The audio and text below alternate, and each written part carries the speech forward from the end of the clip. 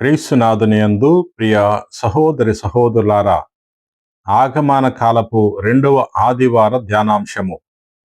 నేటి సువిశేషము మత్తయి సువార్త 3వ అధ్యాయము 1వ వచనం నుండి 12వ వచనం వరకు. ఆ రోజులలో స్నాపకుడగు యోహాను యోదయా దేశపు ఎడారిలో బోధించుచు, పరలోక రాజ్యము సమీపించినది, మీరు హృదయ పరివర్తన చెందుడు అని పలికెను. ప్రభు మార్గమును సిద్ధము చేయుడు, ఆయన త్రోవలను తీర్చిదిద్దుడు అని ఎడారిలో ఒక వ్యక్తి ఎలుగెత్తి పలుకుచుండెను అని ఈ యోహానును గూర్చియే యెషయా ప్రవక్త పలికెను. అతడు ఒంటె రోమముల కంబళి ధరించి, నడుమునకు తోలిపట్టి కట్టి, మిడతలను భుజించుచు పొట్టు తేనె త్రాగుచూ జీవించుండెను. యెరూషలేము నుండి, యోదయ అంతటి నుండి, యోర్ధాను నదీ పరిసర ప్రదేశముల నుండి ప్రజలు అతనిని దర్శింప వచ్చిరి. వారు తమ తమ పాపములను ఒప్పుకొనుచు యోహానుచే యోర్ధాన్ నదిలో బప్తిస్మము పొందుచుండిరి. తన వద్ద బప్తిస్మం పొందుటకు పరిసయ్యులు, సద్దుకయ్యులు అనేకులు వచ్చుట చూచి యోహాను వారితో, ఓ సర్ప సంతానమా, రానున్న కోపాగ్ని నుండి పారిపొమ్మని మిమ్ము హెచ్చరించినది ఎవరు? మీరిక హృదయ పరివర్తనమునకు తగిన పనులు చేయుడు. అబ్రహాము మా తండ్రి అని మీరు గర్వింపకుడు. దేవుడు ఈ రాళ్ల నుండి సైతము అబ్రహామునకు సంతానమును కలుగ చేయగలడు. వృక్షములను వ్రేళ్లతో సహా నరికివేయుటకు గొడ్డలి సిద్ధముగానున్నది. కనుక మంచి పండ్లు ఇయ్యని ప్రతి వృక్షము నరకబడి అగ్నిలో పారవేయబడును. హృదయ పరివర్తన నిమిత్తము నేను మీకు నీటితో స్నానము చేయించుచున్నాను, కానీ నా తరువాత రానున్నవాడు మీకు పవిత్రాత్మతోనూ అగ్నితోనూ స్నానము చేయించును. ఆయన నాకంటే శక్తిమంతుడు.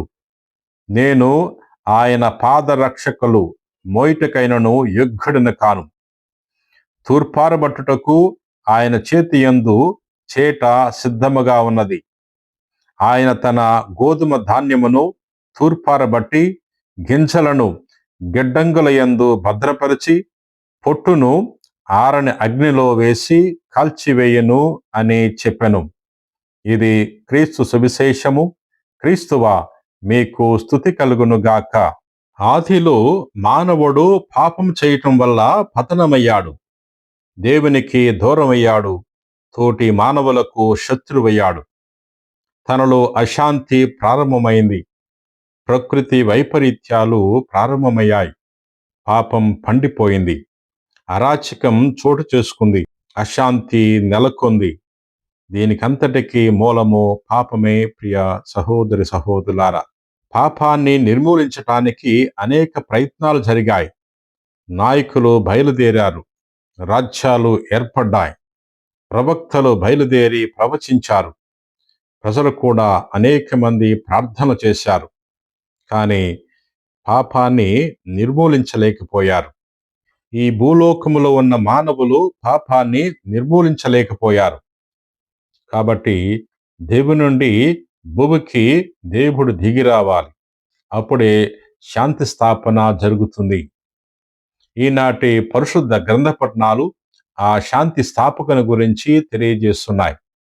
ఆయన త్వరలో వస్తాడు, పాప నిర్మూలన చేస్తాడు, శాంతిని నెలకొల్పుతాడు, సంఘాన్ని స్థాపిస్తాడు, సంఘంలో శాంతిని నెలకొల్పుతాడు. ప్రజలు దైవ ప్రజలవుతారు, ప్రజలందరూ కూడా సహోదరులవుతారు. ఆయన అన్నట్లుగానే మన మధ్యకు విచ్చేశాడు. ప్రియ సహోదరి సహోదరులారా, నేటి మొదటి పట్టణము యెషయా గ్రంథము 11వ అధ్యాయము 1వ వచనము నుండి 10వ వచనం వరకు. ఈ పట్టణములో యెషయా ప్రవక్త యేసుక్రీస్తు ప్రభు యొక్క మొదటి రాకడ గురించి తెలియజేస్తున్నాడు. యెషయా మొద్దు నుండి ఒక పిలక పుట్టును, అతని వేర్ల నుండి ఒక కొమ్మ ఎదుగును.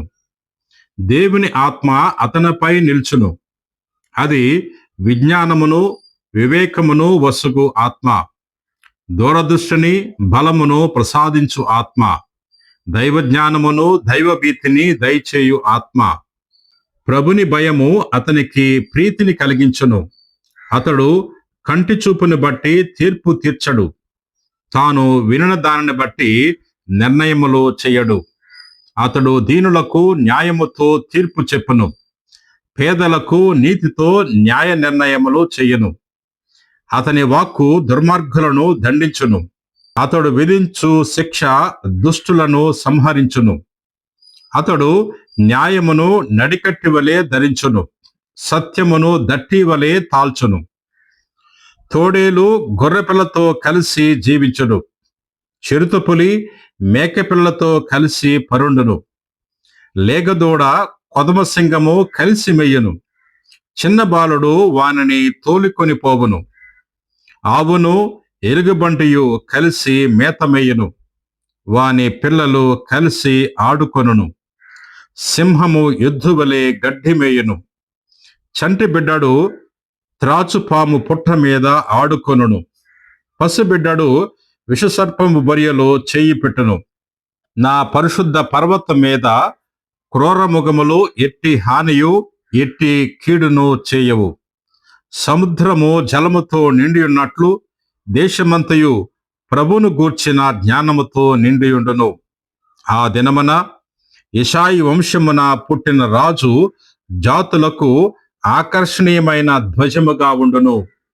జాతులు అతని చెంతకు వచ్చును, అతని నగరము ఖ్యాతిని బడియను. ఈ విధంగా యెషయా ప్రవక్త యేసుక్రీస్తు ప్రభు యొక్క మొదటి రాకడ గురించి తెలియజేస్తున్నాడు. ప్రియ సహోదరి సహోదరా, ఆదిలో సృష్టి జాలమంతా శాంతితో నిండి ఉండేది. మనుషులకు మృగాలకు మధ్య వైర్యము ఉండేది కాదు. పాపం వల్లనే అది సంభవించినది. క్రూర మృగాలకు విషసర్పాలకు భయపడుతూ జీవించిన ఇజ్రాయేలు ప్రజలు ఆదిలో సృష్టి జాలంతో నెలకొన్న శాంతికై వారు ఎదురు చూచారు. ఇదంతా సంభవించేది లోకమంతా యావేను గూర్చిన జ్ఞానముతో నిండి ఉన్నప్పుడు మాత్రమే అని ప్రవక్త చివరి వచనంలో పలుకుతున్నాడు. రెండవ దావీదు రావాలి, పాపాన్ని విచ్ఛిన్నం చేయాలి, రాజ్యాన్ని స్థాపించాలి, దానిలో నీతి న్యాయం వర్ధిల్లాలి, ప్రజలంతా దైవ జ్ఞానాన్ని పొందాలి. అప్పుడే అది సంభవిస్తుంది. ప్రియ మిత్రులారా, దైవ జ్ఞానం అంటే మానసిక పరిజ్ఞానం మాత్రమే కాదు, దేవునితో సన్నిహిత సంబంధాన్ని ఏర్పాటు చేసుకోవడం, విశ్వాసముతో ఆయన్ని వ్యక్తిగత జీవితంలోకి స్వీకరించటం, ఆయనకు అంకితమై ఆయన చిత్తానికి కట్టుబడి జీవిస్తూ ఆ దివ్యానుభూతిని పొందటం. ప్రియ సహోదరి సహోదరులారా, రెండవ దావీదు వచ్చాడు, స్వర్ణయుగం వచ్చింది, పాపాన్ని విచ్ఛిన్నం చేశాడు, రాజ్యాన్ని స్థాపించాడు. అయితే యెషయా ప్రవక్త ప్రవచించిన ప్రవచనాలు నెరవేరినట్లు మనకు కనిపించట్లేదు. అరాచకం, అవినీతి, అన్యాయం ఇంకా తాండవిస్తూనే ఉన్నాయి. యుద్ధాలు చెలరేగుతూనే ఉన్నాయి. కలహాలతో ప్రజలు కుమిలిపోతున్నారు. జంతుజాలములో క్రూరత్వం ఏమీ నశించలేదు. ప్రకృతి వైపరీత్యం ఏమీ తగ్గలేదు. రెండవ దావీదు అయిన యేసుక్రీస్తు మానవ రక్షణార్థం దేవుని నుండి భూమికి విచ్చేశాడు. ఆయన రాకడతో స్వర్ణయుగం ప్రారంభమైంది, కానీ అది పరిపూర్ణం కాలేదు. పాపపు శక్తిని విచ్ఛిన్నం చేశాడు, కానీ దాన్ని మానవ జీవితా నుండి సంపూర్ణంగా పారద్రోలలేదు. తన రాజ్యానికి పునాది వేశాడే గాని దాన్ని పూర్తిగా నిర్మించలేదు. శాంతి బీజాలను నాటాడే గాని వాటిని పంటకాలం వరకు పెంచలేదు. వీటన్నిటినీ ఆయన మానవుల ద్వారా సాధించాలని తలచాడు. ఆయన ప్రారంభించిన కార్యాన్ని ఆయన సహకారముతో మనము పరిపూర్తి చేయాలి. అది మన కర్తవ్యం. ఆయన ఒకసారి వచ్చాడు, మరలా లోకాంత్యాన రెండవసారి వస్తాడు. ఈ రెండు రాకడల మధ్య కాలములో మనం జీవిస్తున్నాం. ఆయన ప్రారంభించిన కార్యాన్ని ఆయన సహకారంతో మనము కొనసాగించి పరిపూర్ణం చేయాలంటే ముందు ఆయన్ని వ్యక్తిగతంగా స్వీకరించాలి. మన జీవితాన్ని ఆయన చిత్తానుసారం మలుచుకోవాలి. విశ్వాసముతో మనము ఆయనకు అంకితం కావాలి. అందుకు హృదయ పరివర్తన అవసరము. ప్రియ సహోదరి సహోదరులారా, ఈనాటి సువార్త పట్టణములో స్నాపకుడకు యోహాను ప్రజలను హృదయ పరివర్తనకై పిలుస్తున్నాడు. మత్తయి సువార్త 3వ అధ్యాయము 1వ వచనము నుండి 12వ వచనం వరకు. పరలోక రాజ్యము సమీపించినది, మీరు హృదయ పరివర్తన చెందుడు అని ఎడారిలో ఎలుగెత్తి చాటుతున్నాడు.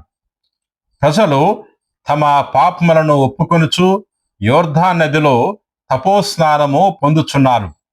మీరు హృదయ పరివర్తనము చెందితిరనుటకు సూచనగా నేను మిమ్ము ఈ నీటితో స్నానము చేయించున్నాను. కానీ నా తరువాత రానున్నవాడు మిమ్ము పవిత్రాత్మతోనూ అగ్నితోనూ స్నానము చేయించును. హృదయ పరివర్తన చెందిన వారంతా క్రీస్తు రాకకై ఎదురు చూస్తూ ఉంటారు. ఆయన వచ్చినప్పుడు వారిని పవిత్రాత్మ స్నానం చేయించి వారి పరివర్తనను ఇంకా పటిష్టం చేస్తారు. పవిత్రాత్మ అగ్నివలే మానవుని అంతరంగాన్ని శుభ్రపరిచి దైవరాజ్యములో చేరుస్తాడు. ఆగమన కాలం మనకు ఒక అగ్ని వంటిది. అది మన తలంపుల్లో, వైఖరిలో, నడవడిలో ఉన్న మాలిన్యాన్ని దగ్ధం చేయగలదు. అందుకు మనము సిద్ధపడాలి. దైవరాజ్యాన్ని ఈ ఆగమన కాలములో కొంచెం ముందుకు నడిపించటానికి సిద్ధంగా ఉండాలి. దానికి సరికొత్త రూపురేఖలు దిద్ది ఒక మెట్టు పైకి వెళ్ళటానికి ప్రయత్నం చేయాలి. ప్రియ సహోదరి సహోదరులారా, హృదయ పరివర్తన అందరకు అవసరము. ప్రియ మిత్రులారా, ఆ పరివర్తన వారి వారి జీవితాలకు తగినట్లుగా ఉంటుంది. కొందరి పరివర్తన అవిశ్వాసము నుండి విశ్వాసానికి కావచ్చు. కొందరికి అసంపూర్ణ విశ్వాసము నుండి సంపూర్ణ విశ్వాసానికి కావచ్చు. మరికొందరికి అక్రమ జీవితా నుండి సక్రమ జీవితానికి కావచ్చు. ఇంకా కొందరికి ఆధ్యాత్మిక చింతన లేమి నుండి చురుకైన ఆధ్యాత్మిక జీవితానికి కావచ్చు. అలానే కొందరిది సాధారణ జీవితా నుండి గాఢమైన క్రైస్తవ జీవితానికి కావచ్చు. హృదయ పరివర్తన చెందిన వారికి యోహాను ఈ విధంగా తెలియజేస్తున్నాడు. ఓ విషసర్ప సంతానమా, రానున్న కోపాగ్ని నుండి తప్పించుకున్న మార్గమును మీకు సూచించినది ఎవరు? మీరిక హృదయ పరివర్తనకు తగిన పనులను చేయుడు. అబ్రహాము మా తండ్రి అనడు నెపముతో గర్వింపకుడు. హృదయ పరివర్తన వద్దనుకునే వారు మంటలో కలిసిపోతారు. వారు దేవుని యొక్క కోపానికి గురవుతారు. మేమిలానే ఉంటాం అనుకుంటే లాభం లేదు. వృక్షములను కోకటి వేళ్లతో సహా నరికివేయుటకు గొడ్డలి సిద్ధముగా ఉన్నది. తూర్పారబట్టుటకు ఆయన చేతి యందు చేట సిద్ధముగా ఉన్నది. ఆయన తన గోధుమ ధాన్యమును తూర్పారబట్టి గింజలను గిడ్డంగలి యందు భద్రపరిచి పొట్టును ఆరని అగ్నిలో పడవేసి కాల్చివేయును. ఈ ఆగమన కాలములో యోహాను పిలుపు అందరూ ఆలకించాలి. తమ జీవితాలకు అంటుకొని ఉన్న పొట్టును దగ్ధం చేయాలి. అవినీతి కార్యాలను, అక్రమాలను విసర్జించాలి. హృదయ పరివర్తనతో క్రీస్తును స్వీకరించి ఆయన ప్రారంభించిన రక్షణ కార్యాన్ని మనము కొనసాగించాలి. ఆయన సహకారముతో పాపాన్ని జయించగలం. తన స్వార్థాన్ని జయించిన వాడు శాంతి స్థాపకుడు కాగలడు. ఈ లోకములో క్రీస్తు తన రాజ్యానికి పునాది వేశాడు. అదే శ్రీసభ. ఆ సభ నిర్మలమై పవిత్రమై ప్రతి సంవత్సరము ఆగమన కాలములో క్రీస్తు రాజ్యం సరికొత్త మలుపును, నూతన తేజాన్ని అందుకోవాలి. ప్రియ సహోదరి సహోదరులారా, ప్రార్థన చేసుకుందాం. పరిశుద్ధుడవు, ప్రేమ కలిగిన ప్రభువా, దయగలిగిన సర్వేశ్వర ప్రభువా, ఈ రోజున ఆగమన కాల 2వ ఆదివారాన్ని కొనియాడుతున్నాం. నేటి సువార్తలో బాప్తిస్మ యోహాను హృదయ పరివర్తన గురించి పిలుపునిచ్చి ఉన్నాడు. మేము ఈ ఆగమన కాలంలో క్రీస్తు జయంతికి సిద్ధపడుతూ హృదయ పరివర్తన చెందటానికి, మా యొక్క మనస్సును నిర్మలం చేసుకోవటానికి కావలసిన వరములు దయచేయండి. ప్రభా, ఈ రోజు నీ వాక్యాన్ని ఆలకించి ప్రార్థన చేయుచున్నాం ప్రతి వారిని కూడా నీ కృపావరములతో దీవించమని మా నాథుడైన క్రీస్తు ద్వారా మనవి చేయుచున్నాం తండ్రి. ఆమెన్.